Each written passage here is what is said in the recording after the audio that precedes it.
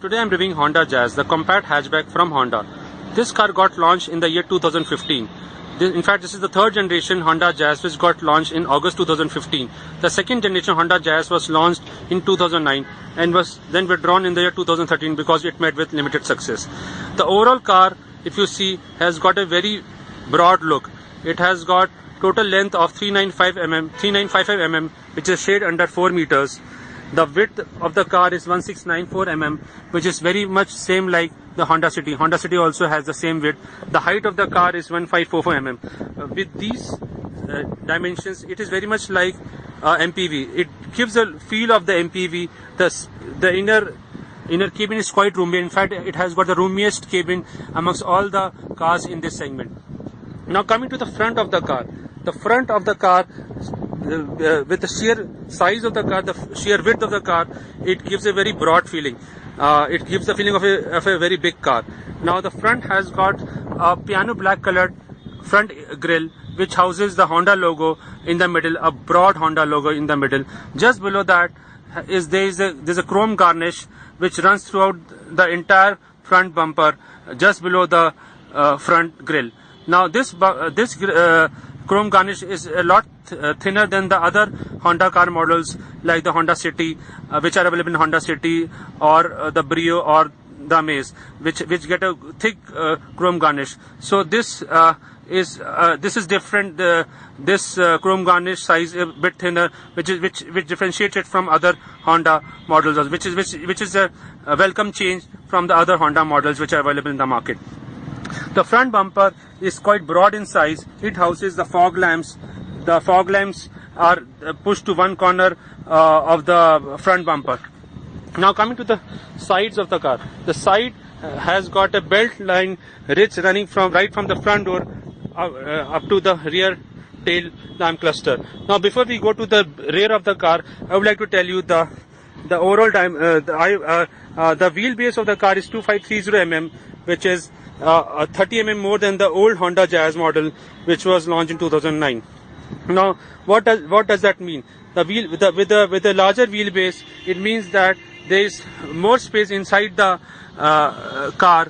As I told you earlier also, in this what is being followed by Honda in all their car models is that the design principle of machine minimum and man maximum. What does that mean is that they want that minimum space in the car design principle that they are following is that minimum space should be given to the machine part, which is the engine part, and maximum space should be given to the space where people are going to be there inside the car. So they want roomier cabins, and they want less space to be occupied by the engines or the machines.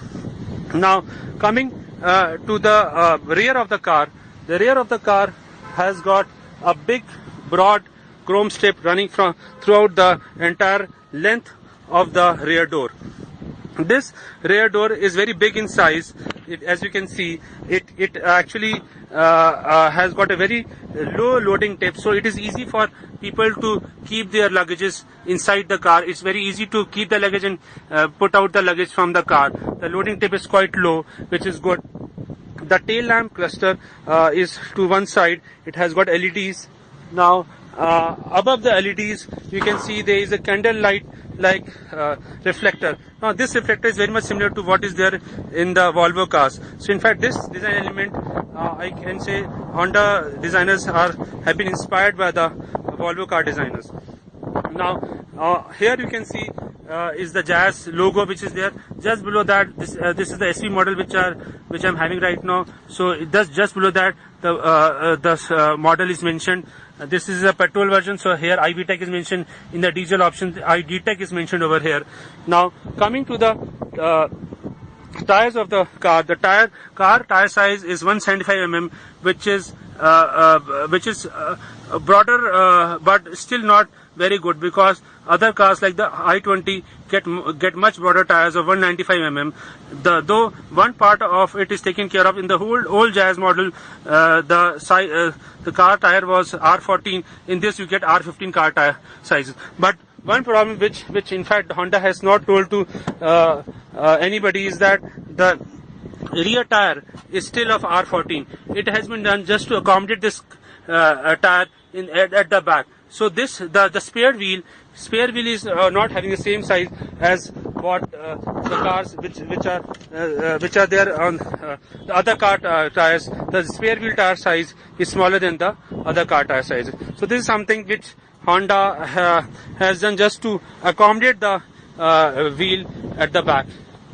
Now coming to the interiors of the car. Now interiors of the car, the first thing I would like to tell you is that the car door opens with full 90-degree. It can be opened, so it makes ingress and egress quite easy.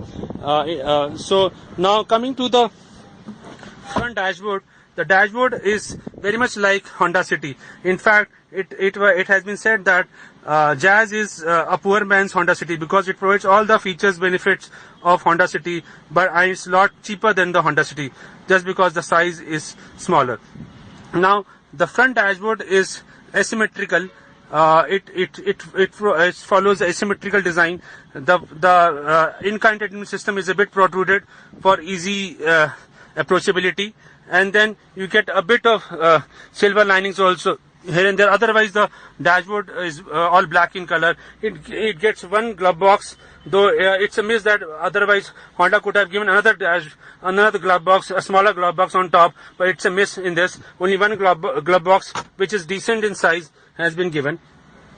The instrument, coming to the instrument cluster is quite broad, easily visible. It is easily to see the dials. It also gives the option of how much kilometer to go. That option is also there in this.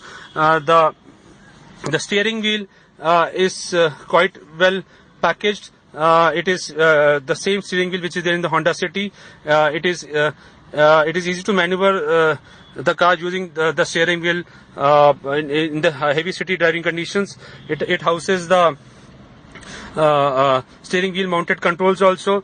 The in-car entertainment system is quite nicely packaged.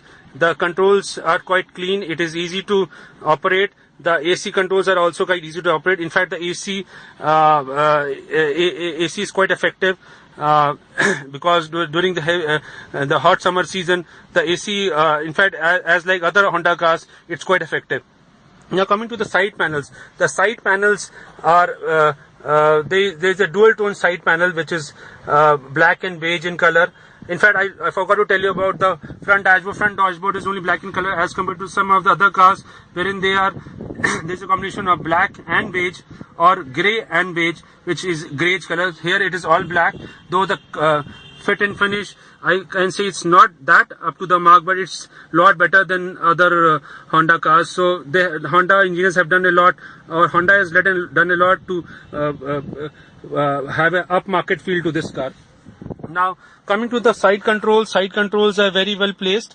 Only the driver's side you get a single one touch window up and down power window control. Other window controls are kind of there is no one touch option in other power window controls in other passenger windows.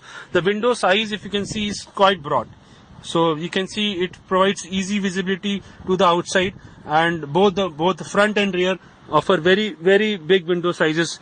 In fact, this is really good from Honda's side. In fact, in many of the cars which I have seen, the rear window is very small. In fact, that is the case with i20, the Swift also. The rear window size is very small, so it obstructs the visibility. But here in Honda's case, the rear window is quite broad.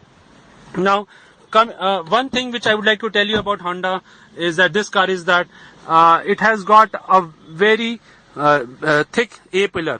This thick A-pillar, along with that the quarter glass. The problem is that while you are driving the car, it provides you very low visibility of the front. So you will have to apply your mind or apply your you actually are not able to see the absolute end of the car. So it's not very easy to drive, because when you're sitting at the back, first there is the dashboard, and then you are not able to see the complete end of the car. So that is something which is not very good with this car. The quarter glass is quite large, which as compared to other cars, this is quite large.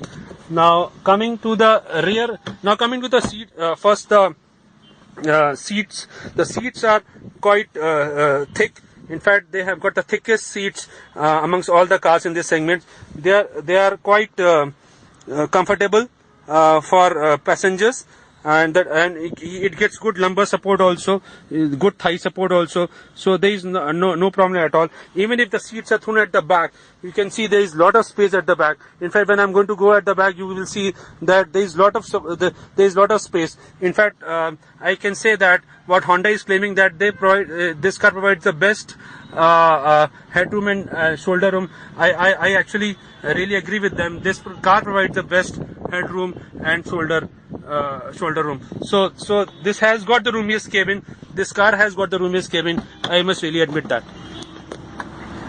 Now coming to the rear of the car, if you can see, it can easily seat 3 people. So the seat is quite broad. It provides good comfort. Even if I have actually pushed the front seat to the utmost back level, whatever best is possible, but you can see that I am 5 feet 8 inches tall. There is lot of space between my legs and the front seat, so it provides good comfort to the rear seat passengers as well. So that is really good. Apart from that, Honda has provided good places for keeping your knickknacks. Like it provides this space along with the driver's seat for keeping the mobile phone. The front has got good cubby holes for keeping your bottles. The front also has got on the driver's side a cup holder for keeping something that if you want to drink something, or bottles are there. So in fact, the car has got a total of 9 cubby holes for keeping your knickknacks. The rear, as I told you earlier, also the boot space is a decent 354 liter boot space. It can easily keep small luggages for your weekend trips, so it's not that bad. In fact, it's better than other models which are available, the Hyundai i20, which offers much lower boot space as compared to this car. So overall, I must say that this car is provides quite a roomier cabin. It actually has a very the dimensions are quite good for calling it a very big car. Now coming to the performance of the car, engine performance of the car. Now, as I told you earlier also, the car comes with 2 engine options: 1.2 liter iVTEC petrol engine option and 1.5 liter iDTEC diesel engine option. So 1.2 liter, let's come to the petrol engine option first. 1.2 liter petrol engine option delivers 89 bhp of power at 4,800 rpm, and it delivers 110 Newton meter of torque at 6,000 rpm. Now the figures are not very good. They are not something which you will really crave, or you will really go gaga about, because the engine is underpowered. The petrol engine definitely is underpowered, and you will have to really make lot of gear shiftings to really get the desired power. In fact, below 2,500 rpm, the petrol engine feels really sluggish, and you will find it difficult to overtake even on highways. So petrol engine is not a very peppy engine. Now coming to the diesel engine, though I must say that petrol engine is not peppy, but it's quite silent. It's noiseless. In fact, you will not know if the engine, even if the engine is on, there is no engine noise at all. So it's quite smooth. But power is something which is a miss in this petrol engine. Now coming to the diesel engine option, the diesel engine option is quite peppy. It delivers good power. But the only problem with the diesel engine is that it's a lot more noisier. And in fact, this problem is there with other Honda cars as well. The Honda City, the Amaze also. The NVH levels, the noise, vibration, and harshness levels are quite high, which makes cabin noise quite high. So that part has not been taken care of. Still, those NVH levels are quite high in this car as well. So this car provides diesel engine car option provides is lot more grunt. There is lot of power which is available, and you can really speed up the car. It is good for acceleration. It's good for overtakes. So and in fact, when you come to the mileage part, the petrol engine gives a mileage of 14.3 km per liter in city driving conditions and 17.3 km per liter in highway driving conditions. As compared to this is what Honda is claiming. But in actual driving conditions, you can easily get 14 kmpl in city driving conditions. Coming to diesel gives as per on the car. The final verdict which I have is that the car is good for city driving conditions. The car has been well packaged. It gives many features. It has got the roomiest cabin. In fact, if you are looking for a car which gives lot of space, interior space, it gives good driving comfort, it gives good passenger comfort, it can easily house 5 people, then this is if you're looking for a car which can easily accommodate 5 people, which gives decent, I must not say excellent driving comfort, but decent driving comfort, then this car is the car that you should go for. The mileage figures, though, as per the ordinance claims, are way too high, but I can really say that having seen Honda cars earlier also, this car provides decent performance. Mileage is good. Overall, features wise, it is good. In some areas, though, it may not be up to the mark as compared to the competitor like i20. But i20, I'm not. i20 is the height of the car is quite low, so it doesn't provide the same kind of airiness, the same kind of headroom, shoulder room which this car is providing. So that way, this car is much more comfortable.